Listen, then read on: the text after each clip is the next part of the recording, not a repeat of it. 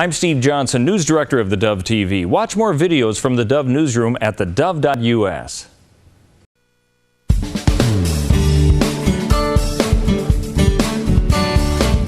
Welcome back, and what a delight to have with us today Colonel Patrick Murray. He's the author of a brand new book. You're going to want to get a copy of it. It's called Government is the Problem, and he's a retired U.S. Army retired, and his service is and his accomplishments are just wonderful. There it is, a picture on the screen there. Government is the Problem. Colonel, thank you, sir, for your service, and thank you for being with us today. Perry, it's great to be back on. Friend. Well, did you watch the speech yesterday with the president trying to sell us the deal?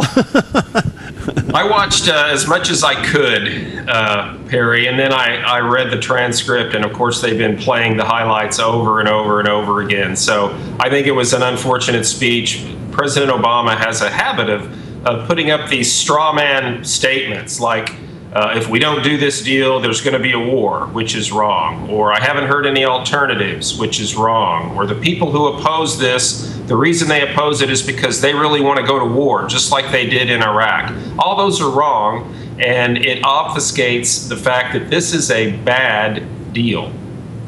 Well, he even went on to scold Prime Minister Netanyahu yesterday, say he was wrong in not accepting the deal. I mean, that's not too diplomatic. It's not, and I think it's typical. What he was saying, Perry, is that we know better what you need, Israel, than you do. We know more about what your national security needs are than you all do.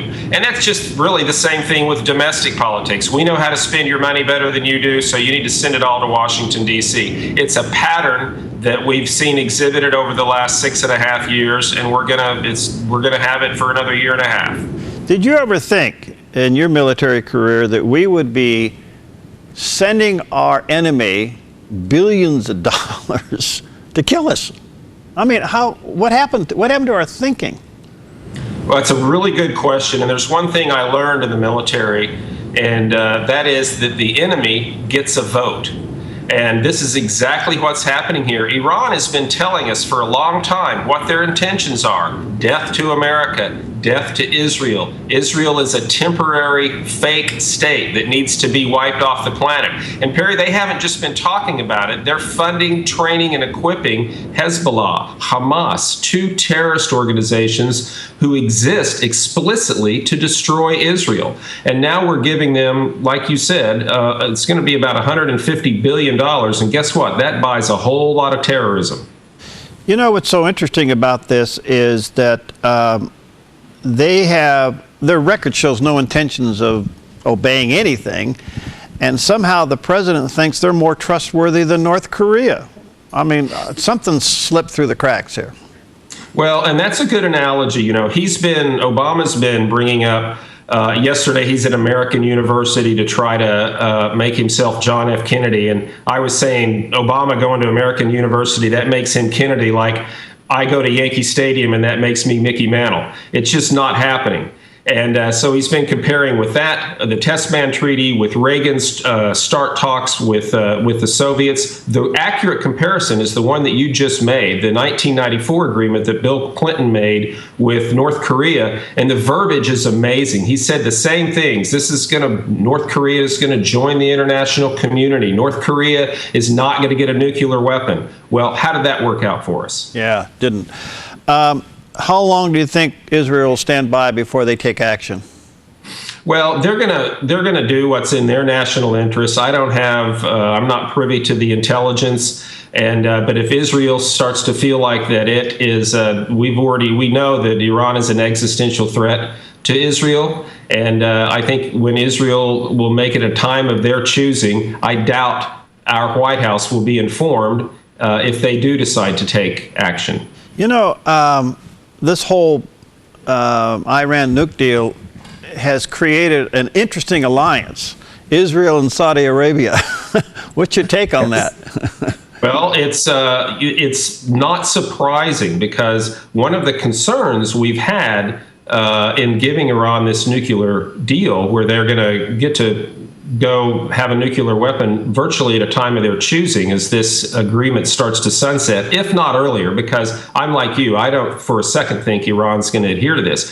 But one of the concerns we've had is that it's going to start a nuclear arms race in the Middle East. And guess what? That train has left the station. Saudi Arabia, Jordan, Egypt, they've all cut deals with Russia to start what they call a peaceful nuclear weapons program, or a nuclear power program. And Saudi Arabia has purchased futures, if you will, options with Pakistan to acquire nuclear weapons from them at a time of their choosing. So the Middle East, not the most stable place already, has just gotten worse. Saudi Arabia sees Iran as a threat just as Israel does, and that's why they've had a little coming together.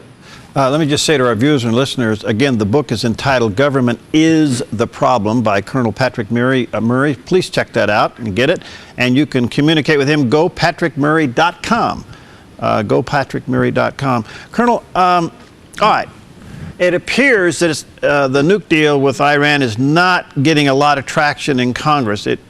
It may get voted down, go to the president, get vetoed. Do we have enough to override the veto? Not even close, Perry, especially after that speech yesterday when President Obama compared the Republicans, our United States Republicans, the Republican Party, with the Iranian hardliners. And that was explicitly directed at the Democrat Party here. And what he just did, he just made it very difficult for any Democrat member of Congress to oppose this. And simultaneously, he just gave them the political cover that they need to support it. So what he did was, it's a shrewd political move, but it comes at great cost to our national security. He just turned the Iran deal into a political football, and it should never have been that way. But it's just not, we're not going to overturn his veto. When I was listening to the speech, I thought, he's not defending his decision. He is scolding the Democrats to fall in line.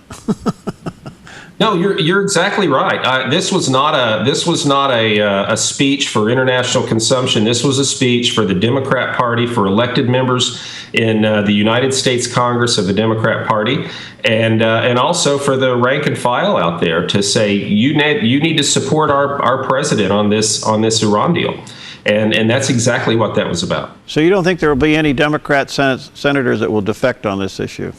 I think that they may allow a few just to provide some a veneer of legitimacy to it, but they're gonna make sure, they're gonna count, and they're gonna make sure that there's not a veto override. But let's just speculate for a second, Perry. Let's say that there was an overriding of the veto. It still doesn't matter in the international context. The Security Council has already voted to support this. The international sanctions are going to start to sunset. I bet you every hotel room right now in Tehran is full of French businessmen, Chinese businessmen, Russian, German businessmen. This windfall that Iran is going to get, they can't wait to get their hands on that and get a cut of that. So even if we were to override the veto and maintain U.S. sanctions, the international sanctions are going away, and don't believe John Kerry, the snapback will never happen.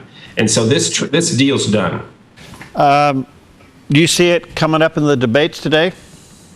Oh, yeah. It should be, in my view, look, what's the responsibility of the federal government? It's to provide for the common defense. It should be front and center. They should talk about the fact that even though this train is leaving the station, like I just said, if any one of these individuals, men or women, are elected president 2017 January, they need to start reigniting an international effort to make sure that Iran doesn't get a nuclear weapon. And I'll tell you what else they need to do and talk about, and just in terms of national security. This administration has been slicing and dicing our armed forces. We're cutting another 40,000 U.S. Army troops. We have cut the military budget down to the bone. We're cutting into muscle.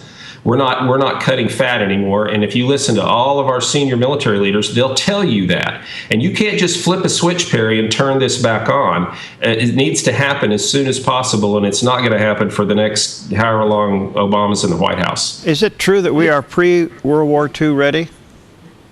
Well, in terms of the Navy, our Navy levels are down to almost World War I levels, Perry. The Air Force is the smallest since it was created in the late 40s. The Army is being cut way back. The Marine Corps has been cut by 10%. Morale is at its lowest. It's at a nadir in the military, and it was pretty high in 2008 when Obama was elected. It's been cut almost in half, and these are by independent polls. By the Military Times. It's a journal that does polls on morale and also on presidential approval ratings in the military. You can guess that Obama's not too popular within the armed forces right now. That I understand they're not real happy with his leadership. I don't know if you want to answer this question, so if you don't, that's fine. But what's driving this guy? Something else is going on here. That he would throw Israel under the bus, cut our military to the bone, and be more favorable of countries that want to kill us. What do you think it is? I've given this a lot of thought, and I've actually gone back and I've read Dreams from My Father, Obama's biography that he wrote way back before he was involved in politics, and you start to look at what this guy's background is and where he comes from, and I think he's on the record saying that the Constitution is badly flawed and that the country has a lot of bad flaws and that it's an unfair and unjustly created country. I believe that he thinks that our military is provocative, that it's not a force for good, that it is causing problems around the world, and that's why we're pulling back and we're allowing a vacuum to happen. And bad guys, bad actors love a global security vacuum, and we're seeing that now with Putin, with ISIS, with Iran, all of these countries that and actors that are up to no good. And so I think that Obama looks at our country very differently, Perry, than you and I do. And it looks at our military capacity very differently than you and I do. And we should have, some of us did pay attention back in 2008 when he said we are 4 days from fundamentally transforming the United States of America. Now, why do you want to fundamentally transform something? The only reason you would want to do that is because you believe that it's badly flawed, as he does. I think that's my speculation on what motivates him. Colonel, you're an inspiration, and thank you, sir. I'd like to talk to you post a couple of these debates and see who filters to the top and see if they meet your interest as far as it relates to national security. Again, the book is entitled Government is the Problem by Colonel Patrick Murray. You can go to gopatrickmurray.com as well and check out his website. Thanks, Colonel. Let's get together soon again, okay? Love it, Perry. Thank you so much for having me. All right, God bless you. We'll be right back.